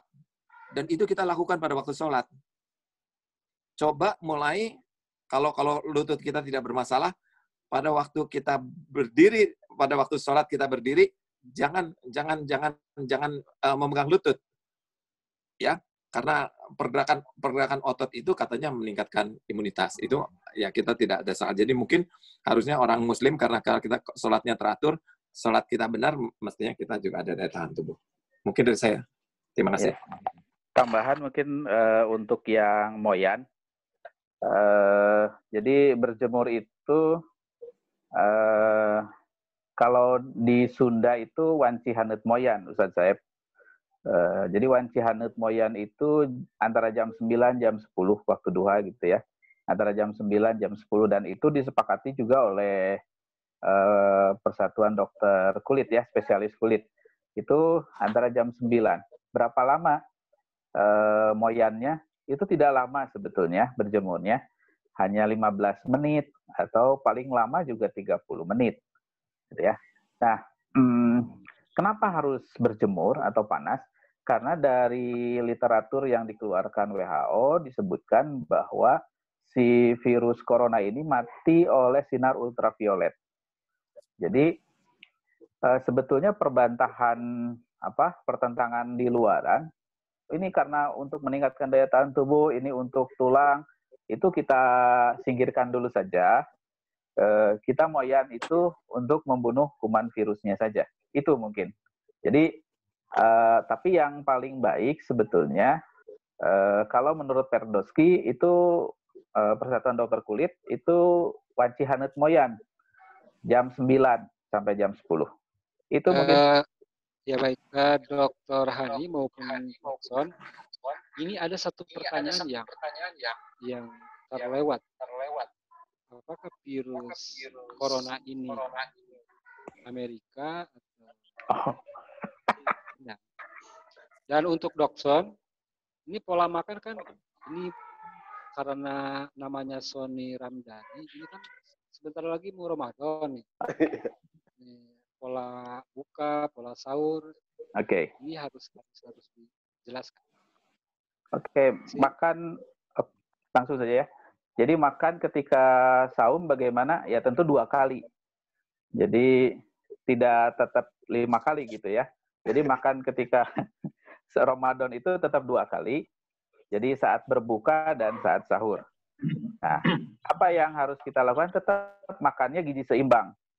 Jadi saat buka itu sebetulnya bukan makanlah dengan yang dengan kolak dan lain sebagainya, gitu ya. Atau kalau di kita mah kerupuk banjur dan bala-bala, gitu ya. Sebetulnya bukan. Bala-bala dok, setuju. Tapi itu yang favorit gitu ya, bala-bala. Nah, bala-bala wajib. Nah, sebetulnya yang paling baik ketika sahum itu adalah makan buah-buahan yang banyak mengandung air. Jadi buah-buahan yang banyak mengandung air, bukan buah-buahan yang padat, tapi buah-buahan yang banyak mengandung air. Kemudian setelah itu minum cai herang. Setelah minum cai herang, kita sholat. Jadi tidak langsung makan, kita sholat dulu, kemudian ya berdoa, udah selesai, baru kita makan. Makan 4 sehat 5 sempurna itu, gizi seimbang. Jadi ada sayur, ada tahu atau tempe, ada proteinnya, ada nasinya, kemudian minum cai herang juga. Nah setelah kalau itu kurma, tidak ada makan. Kalau kurma kan sebetulnya yang terbaik itu kan kurmanya kurma rutob ketika berbuka itu. Tapi kalau tidak ada ya kurma yang ada saja. Kalau tidak ada rutob, cari buah-buahan yang banyak mengandung air. Karena rutob itu banyak mengandung air. Oh. Ya. Nah, kemudian setelah itu ada makan, ternyata tidak ada makan lagi setelah itu. Jadi baru ada makan itu nanti pas sahur. Sahur juga sama. Makannya itu langsung makan. Kemudian nanti setelah sahur makan, baru buah-buahan kalau ketika sahur. Minum dan sebaiknya ketika bukan sahur 2 jam sebelumnya. Bukan. Nah, ketika sahur itu tidak dianjurkan untuk minum kopi, untuk minum teh, atau makanan yang yang berminyak gitu ya, kayak gorengan, kerupuk, bala-bala itu ketika sahur itu tidak dianjurkan. Dokter Lamlam minum rokok. Ngerokok dah. Untuk Dokter Lamlam kayaknya kalau tidak merokok leles gitu ya. Itu kemudian itu untuk makan ketika sahur, ketika saum Ramadan. Kemudian tadi virus ya, buatan mana? Di tilik-tilik mah tidak ada made in-nya itu teh. Made in Allah. Iya, tidak ada made in-nya. Kan semua juga kena. Cina kena, Amerika kena, Soviet kena, Israel kena, semua kena. Jadi ternyata tidak ada made in-nya. Walaupun ada teori konspirasi bahwa ini handmade katanya virusnya. Ada perlakuan handmade, nggak tahu tapinya. Ya. Kalau virus ya Pak, mungkin kalau dari pendapat saya, manusia nggak bisa bikin virus Pak. Ya, di dalam surat Al-Baqarah ayat 26, kalau membuat perumpamannya dengan seekor nyamuk atau yang lebih kecil. Ini yang lebih kecil nih dari nyamuk. Jadi orang yang ini akan berkata, masa sih kok nyamuk? Sedangkan orang yang beriman kepada Allah akan mengatakan bahwa ini memang datang dari Allah. Jadi virus itu suatu jasad renik yang memang dibuat oleh Allah. Maksudnya apa? Nah, itu yang kita perlu tahu. Kenapa kita diberi peringatan oleh Allah? Mesti ada sesuatu yang salah. Jadi kita harus bermuhasabah. Dan yang sering banyak orang tidak merasa dirinya pernah salah. Merasa dirinya selalu benar yang disalahkan orang lain. Itu mungkin kita harus rubah. Mencari-cari kesalahan orang lain, bukan mencari-cari kesalahan kita sendiri. Terima kasih. Mungkin handmade di sini, Dok, maksud saya mutasinya. Mutasinya dan replikasinya itu ada campur tangan. Itu saja. Iya. Terima kasih kepada ini. Bisa tanya lagi? Maaf, bisa tanya lagi? Nggak bisa. Kang Yudi. Nggak bisa, Pak Yudi. Kang Yudi, Udah, mah nggak boleh. kita beri kesempatan kepada yang lain ya. Udah. Ya. Penasaran. Kita beri kesempatan kepada yang lain. Bangga. Silakan. Bisa Yudi. Ya. Bekasi. Woi, Majalengka.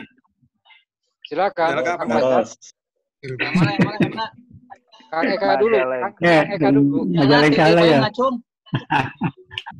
Eka dulu silakan. Karena ngacung di payun. Bekasi. Ya. Ngacung, Moderator. Moderator. Silakan. Ngacung ya. Kata kalian ngacung terus. Terima kasih. Ini sangat Eka, berkaitan silakan, Kang dengan Eka. ini, dengan masa depan Persis ini. Ya ini pertanyaan sebenarnya. Silakan Kang Eka. Ya, Silakan. ini pertanyaan saya sebetulnya hanya mengutip pertanyaan Ustadz Iqbal itu yang di chat ya. Tentang rokok mampu mencegah corona. Itu sebetulnya ini sangat sensitif ini pertanyaannya nih. Ada dua mazhab itu. Ustaz Eka dia dengan rokok ya nama.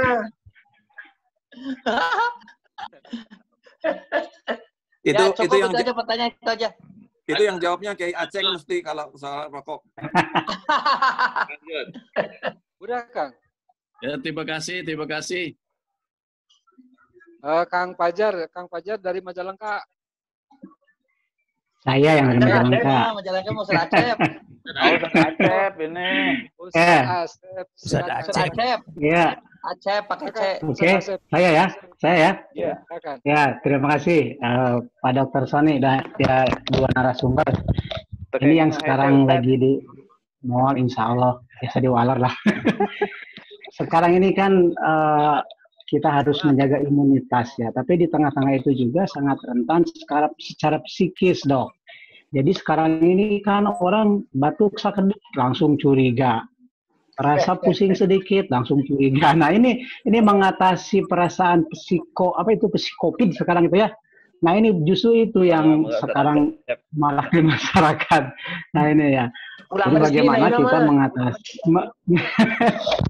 bagaimana memanage emosi kita di dalam menghadapi suasana seperti ini sehingga orang itu kadang-kadang saling curiga gitu. Baru dengar batuk sedikit kita sudah langsung curiga, atau diri kita sendiri ketika terasa ada flu sedikit, aduh ini jangan-jangan.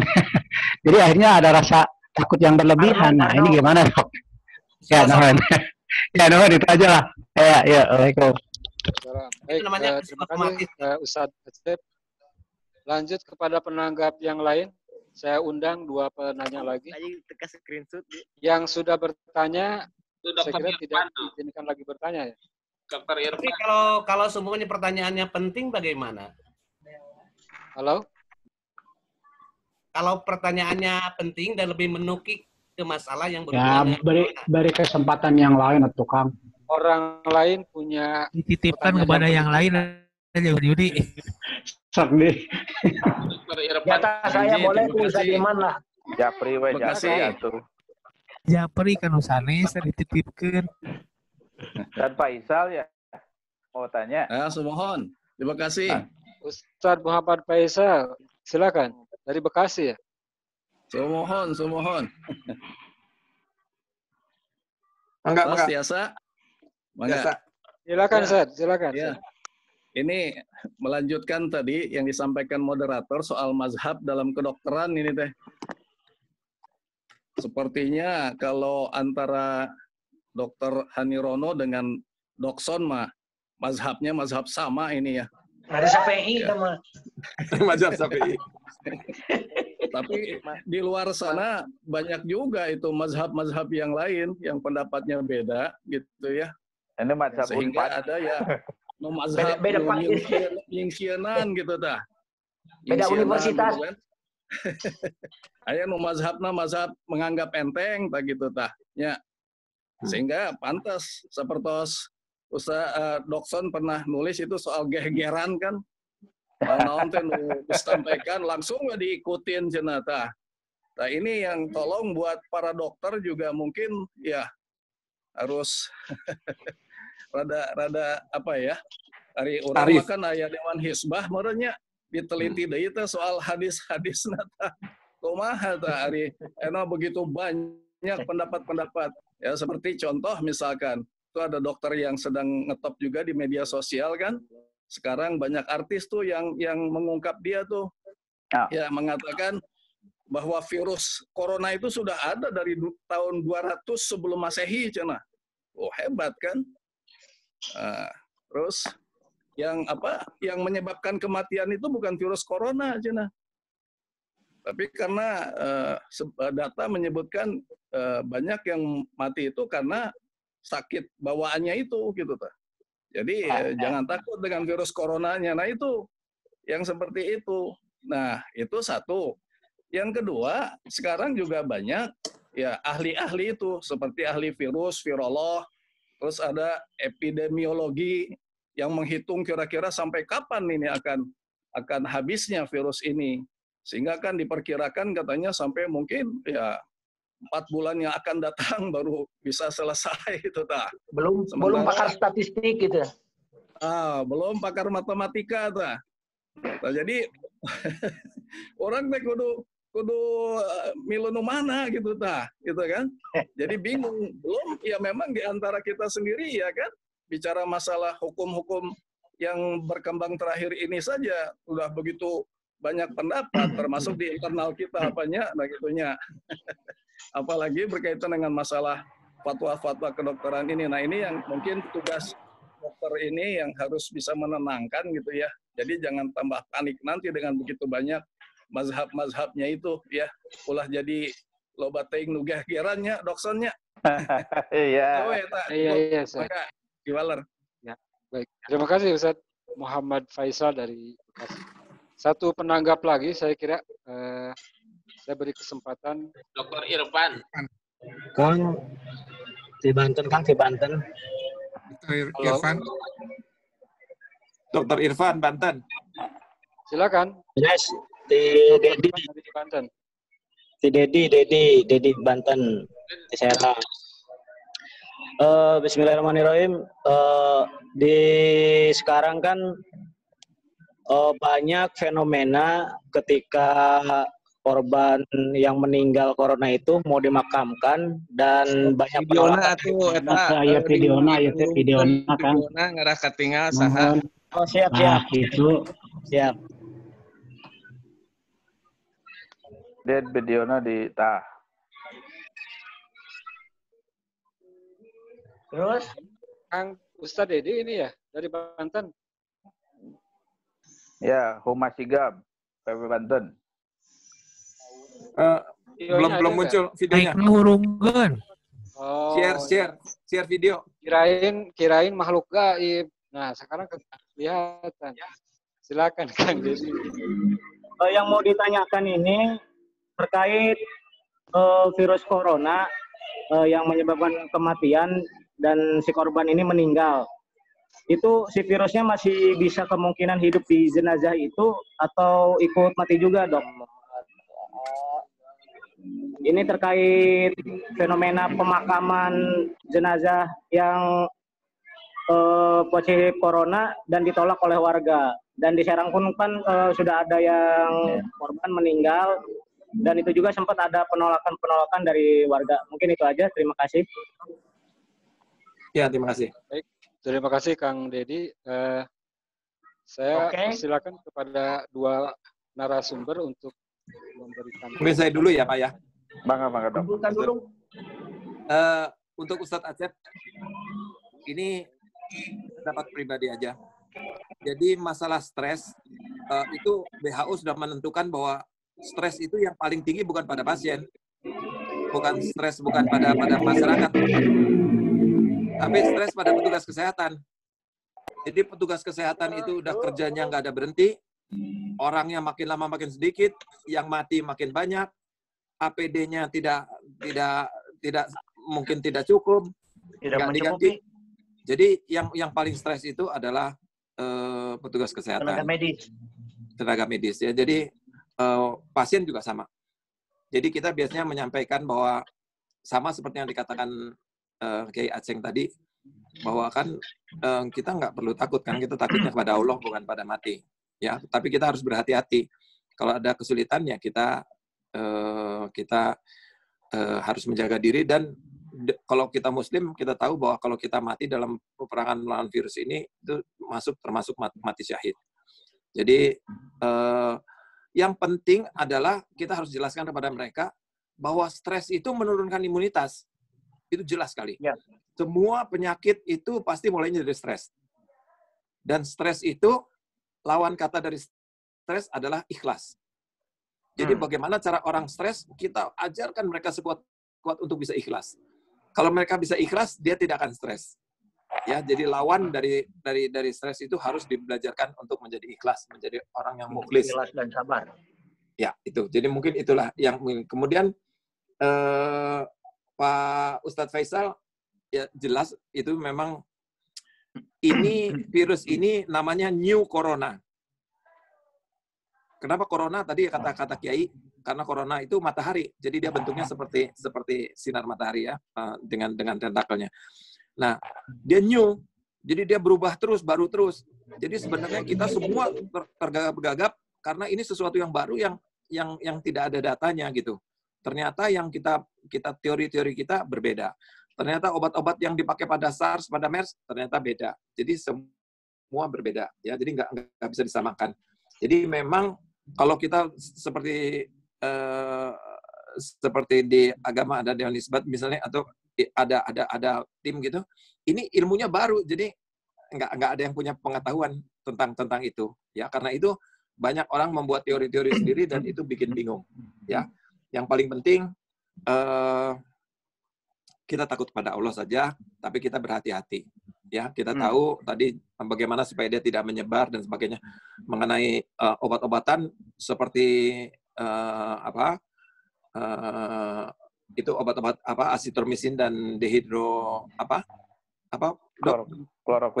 kloroquine itu. Jadi yang di Amerika katanya hebat ternyata juga sekarang mulai ditentang. Jadi belum pasti. Jadi itu mungkin, dan yang terakhir mungkin yang kalau virus itu dia butuh makanan pada protein hidup ya. Jadi kalau proteinnya mati udah busuk ya mungkin si virusnya nggak bisa hidup di situ. Ya, kita nggak tahu. Ikut mati. Tapi kan satu hal yang kita tahu bahwa penelitian arkeologi ya seperti tentang kepurbakalan di Mesir dan sebagainya gitu, mereka bisa lihat ini orang mati karena virus gitu ya, dari perubahan pada tulang dan sebagainya. Jadi kita nggak bisa jawab. Tapi yang pasti dia tidak boleh disentuh, boleh dilihat, tidak boleh disentuh. Kemudian pada jenazah kan dia sudah tidak bernafas. Jadi si dropletnya sudah tidak ada, tapi tidak boleh disentuh, ya. Jadi kalaupun misalnya mau dimandikan itu harus dengan pakaian yang lengkap dengan hazmat itu yang tertutup sama sekali, ya. Dan mungkin mesti diajarkan kalau petugas itu yang orang non medis bagaimana menggunakan hazmat yang baik kalau memang mau mau dicuci. Sebagian mungkin supaya tidak menular tidak dicuci, katanya boleh langsung dikafankan dan di itu. Bahkan sholatnya kan katanya sudah dikuburkan, baru sholat jenazahnya pada waktu sudah ke dalam keadaan aman, dan dia ditutup dengan plastik yang kuat supaya tidak keluar, dan dia ditutup dengan peti, dan petinya di dalamnya ada seng. Jadi harusnya sudah menurut WHO sudah sangat aman. Mungkin dari saya, mungkin dari Dr. Sony, silakan tolong bantu. Silakan Dokter. Untuk 10 menit lagi, Dokter. Ya, biar tidak takut, ya sebenarnya ada prinsipnya tong mang tong hariwang, jangan ada Allah mang gitu. Kalau di sigap gitu ya, di relawan sigap. Jadi itu kemudian kita juga harus empati. Empati itu apa? Jadi harus edarkan informasi yang memang betul-betul valid, kemudian memahami perasaan orang lain maupun perasaan sesama, begitu ya. Kemudian prioritaskan kesehatan diri kita dan diri orang lain. Kemudian abaikan informasi yang tidak jelas sumbernya. Sekaligus menjawab yang Pak Faisal. Kemudian tetap T-nya tetap tinggal di rumah, ya, stay at home, tetap tinggal di rumah. Otomatis kalau tinggal di rumah nggak akan ketemu orang lain, Ustaz, jadi nggak akan sudon, aya nu batuk langsung nyingrai begitu ya. Kemudian I-nya ingat kita tetap harus harus cuci tangan, harus physical distancing dan social distancing. Nah, untuk teori-teori tentang corona, karena memang ini novel corona, new corona, novel itu new corona, jadi memang betul-betul baru. betul-betul baru data-datanya, sehingga orang memberikan informasi juga ada yang berpendapat memang baru. Tapi untuk pegangan sebetulnya, pegang saja dari pemerintah atau dari sumber yang terpercaya. Itu saja. Kalau biar aman, biar tidak bikin kita galau. Itu terus untuk jenazah, proses jenazah itu jadi tidak dimandikan, tapi langsung langsung dibungkus kain kafan, kemudian baru dikuburkan. Tadi dimasukkan ke peti dan lain sebagainya. Sebetulnya kalau sudah itu dan dikuburkan sudah aman. Hanya memang ini yang perlu untuk tim Satgas ini.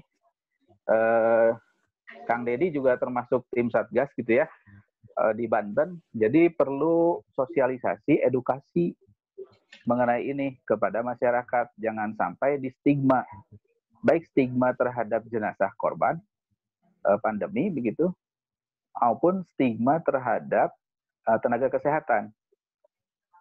Ini yang, karena ada beberapa tenaga kesehatan yang dijauhi kemudian diusir dari kosannya. Dan saya perlu tambahkan juga bahwa dokter atau tenaga kesehatan yang lainnya itu bukan garda terdepan.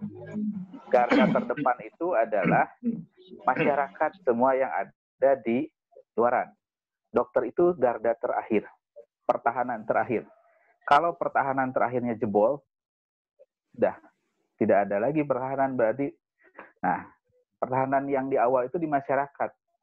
Yang harus dilakukan itu edukasi, kemudian dengan edukasi otomatis pemikiran juga tidak akan jadi nyeleneh gitu ya. Informasi yang jelas, kemudian pendidikan yang jelas. Itu. Baik, terima kasih Dokson. Ada satu pertanyaan lagi. Ini karena berhubung waktu tinggal 10 menit lagi. Di sini saya ada Ustadz Muhammad. Ustadz JJ ya, waketum diberi waktu. Iya.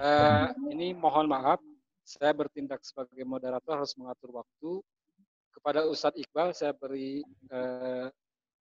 kesempatan untuk menyampaikan statement tidak lebih dari 2 menit. Lanjut kepada waketum Ustadz JJ 3 menit. Dan closing statement kepada Ketua Dewan Tabkir, Kang Muslim Mufti, 4 menit. Silakan dimulai dari Ustadz Muhammad Iqbal Santoso. Maka Ustadz. Kan menanyakan, yang merokok itu kan menyebarkan, menghembuskan asap. Nah, asap yang dihembuskan itu apakah juga bisa menyebarkan virus gitu ya lah, segitu ya. Maaf panjang. Ya, terima kasih.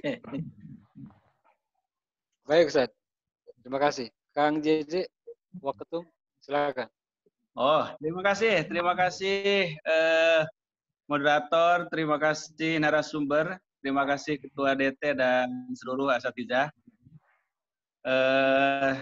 Pertama, tadi kita telah menyimak apa yang disampaikan oleh Ketum dari aspek teologis. Keyakinan kita tentu tidak berbeda, tidak berkurang. Kita menyikapi semua musibah ini, termasuk virus ini adalah sebagai cobaan dari Allah SWT. Yang kedua, memang sekarang yang dituntut adalah setelah kita memahami bahaya dan dampak dari pandemi COVID-19 ini terhadap aspek sosial, budaya, politik, ekonomi terutama, juga keagamaan.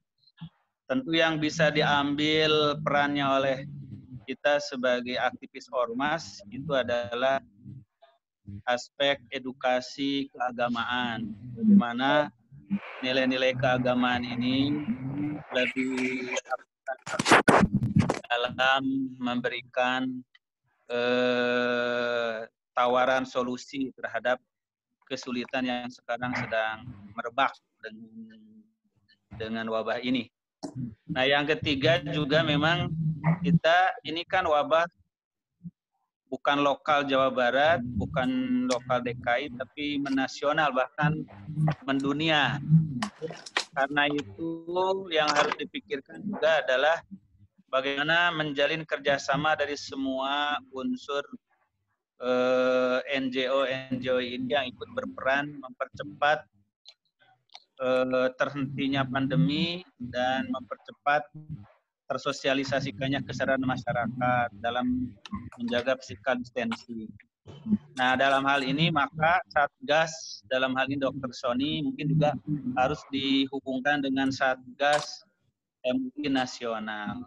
Jadi di MUI juga ada Satgas penanggulangan COVID yang itu menjadi media komunikasi antar ormas dengan semua program pemerintah dan stakeholder lainnya. Di mana kan ini kaitannya dengan penanganan orang sakit itu adalah bagian dokter dan para medis. Kemudian ikut mensosialisasikan menjaga masyarakat, disinilah mungkin berperan ormas-ormas. Yang ketiga yang terkait ikut recovery terhadap dampak sosial, ekonomi, nah di ormas-ormas seperti bagaimana kaum buruh, bagaimana para aktivis dakwah pedalaman, bagaimana para asatizah yang kehidupannya tentu tergantung dengan interaksi secara langsung. Sekarang dengan adanya PSBB ini otomatis terhenti sama sekali. Nah, jadi kesimpulannya bagaimana Ketua Satgas, dalam hal ini Dr. Sony, semakin meningkatkan dan mempublikasikan kegiatan-kegiatannya lebih lebih aktif lagi supaya diketahui bagaimana progresnya dan bagaimana masyarakat ikut terlibat lebih banyak. Terima kasih. Barangkali itu